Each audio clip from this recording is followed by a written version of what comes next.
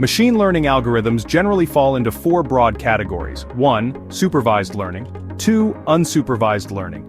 3. Semi-supervised learning. And 4. Reinforcement learning. Let's go through each one and look at some key algorithms within them. Supervised learning algorithms are trained using labeled data. This means the input data already has correct output values. The model learns to map inputs to outputs.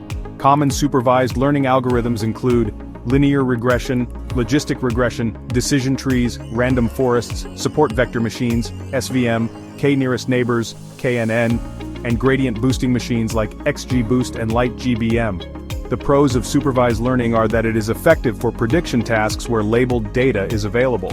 It is often interpretable, especially linear models, and performance can be high with good feature engineering.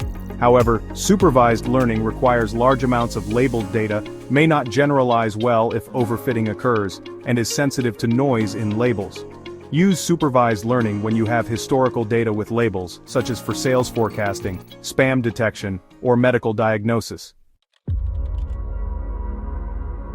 Unsupervised learning is used when we don't have labeled data. The algorithm tries to find hidden patterns or groupings. Common unsupervised learning algorithms include K-means clustering, hierarchical clustering, DBSCAN, principal component analysis (PCA), and TSNE or UMAP for visualization. The advantages of unsupervised learning are that it does not need labeled data, can discover hidden structures and groupings, and is useful for data exploration and feature reduction. On the downside, it is hard to evaluate performance, sensitive to parameter choices like the number of clusters, and may not work well on high-dimensional data without pre-processing. Use unsupervised learning when exploring new data for market segmentation, anomaly detection, or recommendation systems.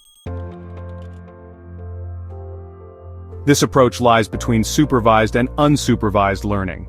A small amount of labeled data is used along with a large amount of unlabeled data.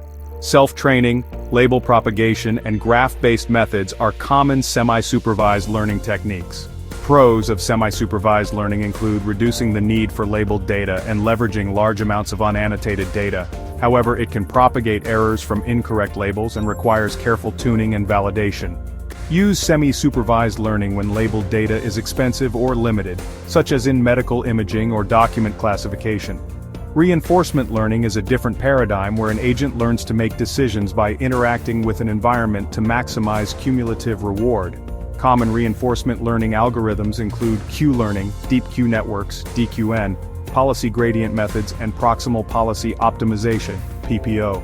Pros of reinforcement learning are that it's great for sequential decision-making problems and can learn from raw experiences.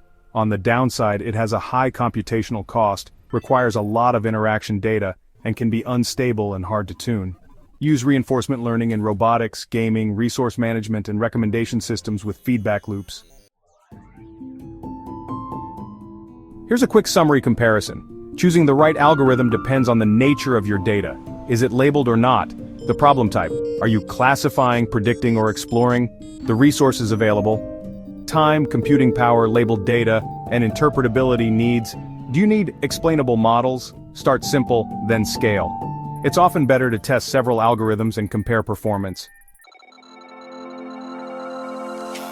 Machine learning isn't about knowing one perfect algorithm, it's about understanding the strengths and limitations of each approach and applying them wisely. Stay curious, keep experimenting, and remember, every dataset is different, and so is every solution. Thanks for watching and happy learning.